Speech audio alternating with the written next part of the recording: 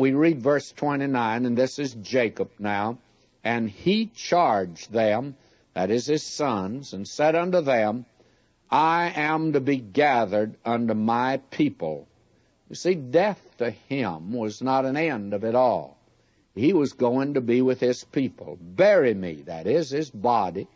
Bury me with my fathers in the cave, that is in the field of Ephron the Hittite. Now this is the cave that Abraham bought, and he wanted to be buried there because that one was bought and paid for.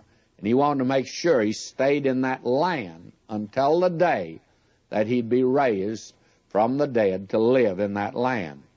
He goes on now in verse 30, depicting all of this. In the cave that is in the field of Machpelah, which is before Mamre, in the land of Canaan, which Abraham bought with the field of Ephron, the Hittite, for a possession of a burying place.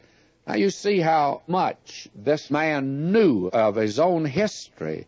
It's quite remarkable. I don't think he carried with him a written record at this time. He says, there they buried Abraham and Sarah his wife. There they buried Isaac and Rebekah his wife. And there I buried Leah. Now it's not that he's interested in being buried with Leah. After all, Rachel is buried up at Bethlehem. But he wants to be where he'll be raised from the dead at the resurrection when God fulfills his promises to this nation. And you see it's going to beat each one of these tribes too.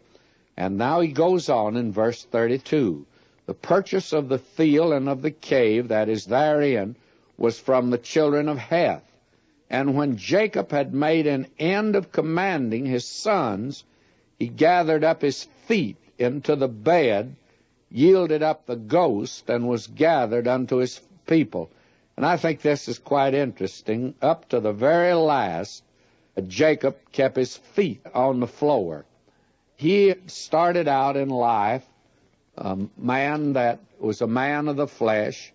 He took hold of his brother's heel at birth, and his name's Supplanter, and he lived up to that name. It is certainly characteristic of him. He'd seize everything that he could hold on to. He was always reaching out, trying to be first, and he started out by going on all fours.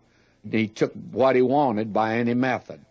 Now, as a young man, he walked in his own strength and ability, depended on his own cleverness and ingenuity. He's able to take care of himself. He didn't need God. And he learned his lessons when he visited Uncle Laban.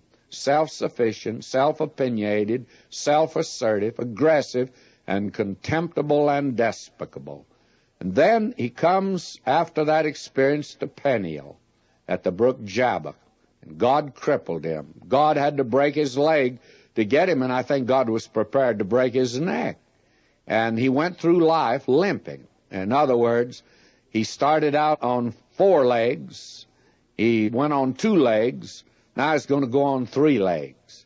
He's going to use a staff. He'll walk on a walking stick.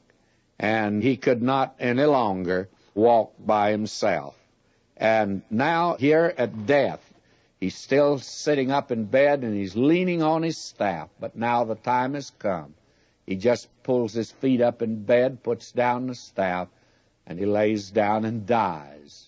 This is Jacob. He'd walked a long ways through life, and he'd come a long ways.